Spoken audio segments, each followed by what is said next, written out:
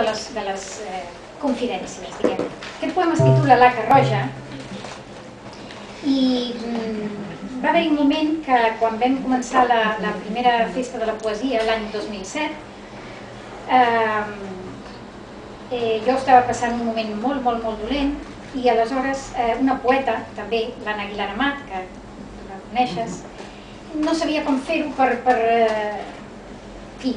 alegrar-me, no? I em va venir amb un flascó de laca roja per les ungles.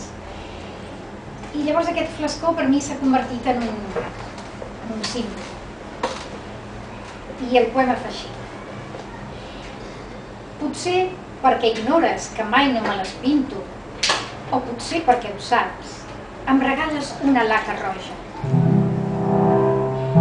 El flascó batega fort, itinerant per la cambra, a voltes arraulit dins del palmer, sense saber què hi fa, què fer.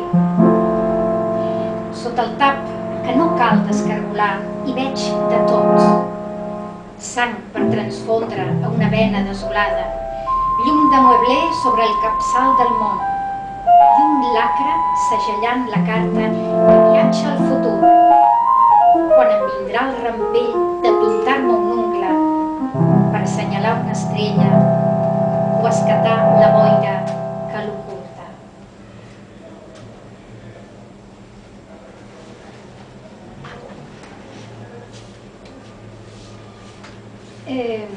Un poema que es titula Progressió. Simplement, aquest no explica res.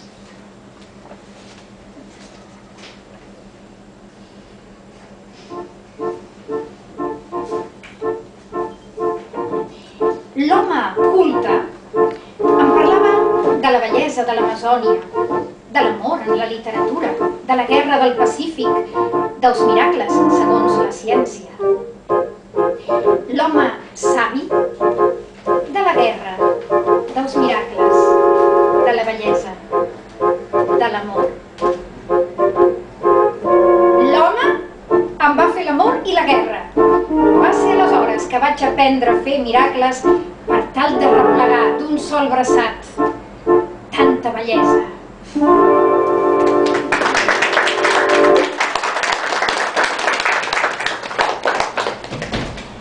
Aquest és un poema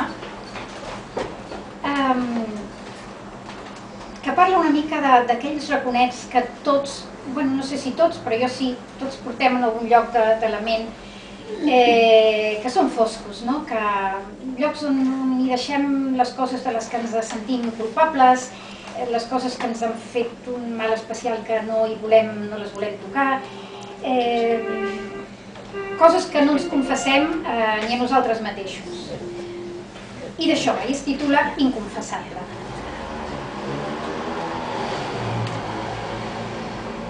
I oculto les endergues al garatge, els regals pertorbadors amb què m'han premiat i castigat alhora, les noses més feixugues, els objectes que fa invisibles la rutina dels ulls, i els altres objectes, sobretot els altres.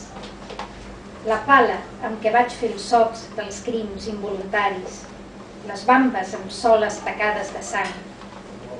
També hi ha les vostres veus benignes que s'hi esmunyen des de fora, passegen entre dos torns, canten quan em veuen, malempastades a posta per no semblar que en són una de sola, desafinant a plaer per fer-me riure. Ningú no en sap res d'aquest desori, ni del buit del cotxe que mai no ha existit. De tant en tant faig martingades, poso rodes als objectes, els enganxo un motor, els penjo un compact disc amb les vostres veus gravades, desbarro la porta del garatge i surto a esvergir-me.